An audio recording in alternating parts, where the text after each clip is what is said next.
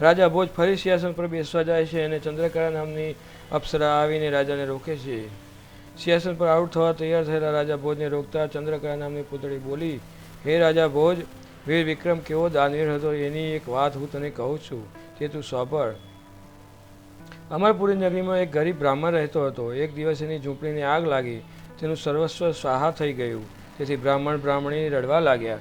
પાડોશની એક સ્ત્રી બ્રાહ્મણીને સાંત્વના આપી પોતાના ઘેર લઈ ગઈ અને કહેવા લાગી, હે બહેન, રડ નહીં. ઉજ્જૈની નગરીનો રાજા વિક્રમ ઘણો દાનવીર છે. કોઈ એના દરબારમાંથી ખાલી હાથે પાછું જતું નથી. તું તારા પતિને રાજા વિક્રમ પાસે મોકલ.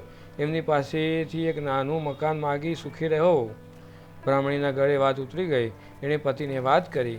બ્રાહ્મણ બોલ્યો, તારી વાત સાચી છે. રાજા વિક્રમની દાનવીરતાની તો મેં પણ પ્રશંસા સાંભળી છે. આ બહાને સચ્ચાઈ જાણવા મળશે. મિત્રો, હજુ સુધી ચેનલ સબસ્ક્રાઈબ ના કરી તો ચેનલ સબસ્ક્રાઈબ જરૂર કરજો, જેથી કરીને આગળની વાર્તા પણ તમને સાંભળવા મળે. હવે વાર્તામાં આગળ. બ્રાહ્મણ ઉજ્જૈન નગરીમાં આવ્યો. પૂછતો પૂછતો તો રાજ દરબારમાં આવ્યો. વિક્રમનો આંખ આજી નાખે એવો ભવ્ય મહેલ જોઈ બ્રાહ્મણ વિચારવા લાગ્યો કે અરે રે, હું પણ મહામૂર્ખ છું. સમુદ્રમાંથી એક ખોબો ભરીને જળ લેવું એ નરી મૂર્ખતા જ ગણાય. માગી માગીને નાનું મકાન શું માગવું, મહેલ શા માટે ના માગી લેવો. આમ વિચાર કરતો બ્રાહ્મણ રાજ દરબારમાં ગયો. રાજા વિક્રમને પોતાનું દુઃખ જણાવતા કહ્યું, હે રાજન, મારી ઝૂંપડી બળી ગઈ છે.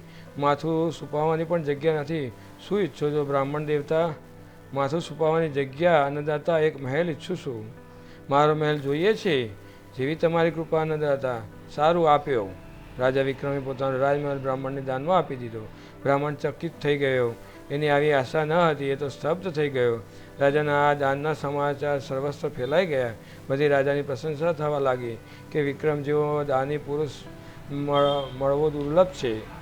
બ્રાહ્મણ રાજાના મહેલ મળતા ચકિત થઈ ગયો. બ્રાહ્મણી સહિત એ વિશાળ રાજમહેલમાં આવી ગયા. પણ આટલો મોટો સૂનો મહેલ જોઈ એની બુદ્ધિ કામ કરતી ન હતી. શું કરવું? બ્રાહ્મણી પણ ચકિત થઈ હતી. તો બ્રાહ્મણ પર રોષે ભરાઈને બોલી પણ ખરી, રાજા પાસે આટલો મોટો મહેલ હોવાની શું જરૂર હતી? નાનકડું મકાન માગવું હતું. રાજા વિક્રમે તો રાજમહેલ ખાલી કરી દીધો. મેં મહેલ માગ્યો હતો, રાજમહેલ નહીં. તો રાજાએ મહેલ કેમ આપી દીધો? પોતાની મરજીથી. હવે આટલો મોટો મહેલ લઈને આપણે શું કરશું? બ્રાહ્મણ જવાબ ના આપી શક્યો. રાજાના શાનદાર મહેલમાં એક ખૂણામાં એમણે પોતાની નાનકડી ગૃહસ્થી જમાવી. એ જ ખૂણામાં બ્રાહ્મણ બ્રાહ્મણીએ રસોઈ કરી. ખાઈ પીને બ્રાહ્મણ બ્રાહ્મણી સૂઈ ગયા. સૂનો મહેલ સોય સોય કરતો હતો. રાતના સન્નાટા સાથે મહેલનું વાતાવરણ વધુ ડરામણું થઈ ગયું. બંનેને ઊંઘ આવતી ન હતી. બંને ચૂપચાપ એક તરફ પડ્યા રહ્યા હતા. રહીને પડખા પર ગસતા હતા. બ્રાહ્મણ પરેશાન હતો. આટલો મોટો મહેલ મફતમાં લઈને એણે પરેશાની વહોરી લીધી હતી. આ વિશાળ મહેલનું શું કરવું? આ મહેલના બદલે એક ઝૂંપડી માગી લીધી હોત તો સારું હતું. અજ્ઞાત ભયના કારણે બંનેને ઊંઘ આવતી ન હતી. અચાનક મધરાત પછી મહેલમાં કોઈક અવાજ થયો. જોતજોતામાં બ્રાહ્મણ બ્રાહ્મણી જમીન પરથી ઉચકાઈને સુંદર શૈયા પર આવી ગયા. મહેલના એ ભાગ અનેક પ્રકારના સામાનથી ભરાઈ ગયા. અરે આ શું? બ્રાહ્મણી ગભરાઈ ગઈ. બ્રાહ્મણ પણ ગભરાઈને બેઠો થઈ ગયો. હે ભગવાન, આ શું ચમત્કાર છે? બ્રાહ્મણી ભયથી થરથર કાપવા લાગી. એ ગભરાઈને બોલી, આ ઘરમાં ભૂત પ્રેતની માયા લાગે છે. આ બધું શું થઈ ગયું? બ્રાહ્મણ ઘણો ડરી ગયો. ત્યાં જ કોઈક અવાજ થયો.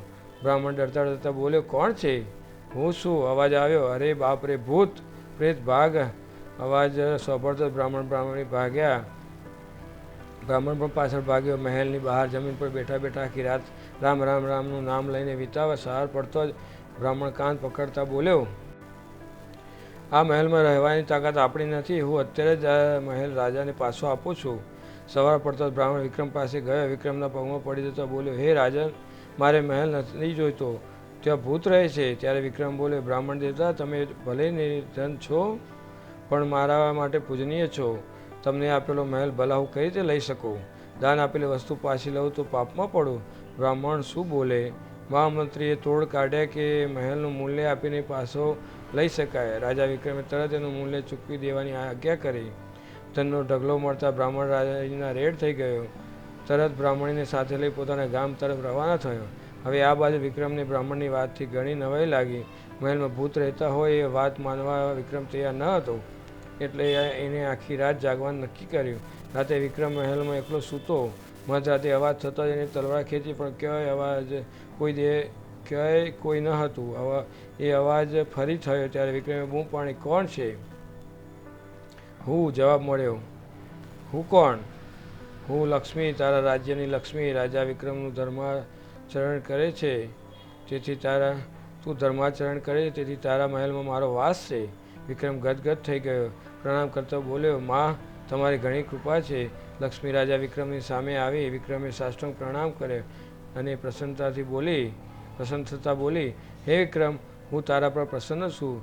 જોઈએ તે માગી લે. રાજા વિક્રમ હાથ જોડીને ઊભો રહ્યો તો લક્ષ્મી ફરી બોલી, જે ઈચ્છા હોય એ માગી લે વિક્રમ. રાજા વિક્રમ થોડી વાર મૌન રહ્યો, પછી બોલ્યો, હે દેવી, તમારી એવી આજ્ઞા છે તો મારો મહેલ છોડી મારી પ્રજાના ઘેર ઘેર ધન વર્ષા કરી દો. તથાસ્તુ કહીને લક્ષ્મી ચાલી ગઈ. હે રાજા ભોજ, એ રાતે ઉજ્જૈન નગરીના ઘરમાં ધનની વર્ષા થઈ. વિક્રમની પ્રજા ધનથી પરિપૂર્ણ થઈ ગઈ. વિક્રમે લક્ષ્મી પ્રસન્ન થતાં પોતાના માટે નહીં, પોતાની પ્રજા માટે ધન માગ્યું. તું આટલો ઉદાર છે? ગરીબ બ્રાહ્મણને તારો મહેલ દાનમાં આપી શકે? તે કદી આવા કામ કર્યા છે? જો કર્યા હોય તો આ સિંહાસન પર બેસ, નહીંતર નહીં. આટલું કહી ચંદ્રકળા આકાશમાં ઉડી ગઈ. મિત્રો, ચેનલ સુધી સબસ્ક્રાઈબ ના કરીએ તો ચેનલ સબસ્ક્રાઈબ જરૂર કરજો, જેથી કરીને આવા ઇન્ફોર્મેટિવ વિડીયો તમને મળતા રહે.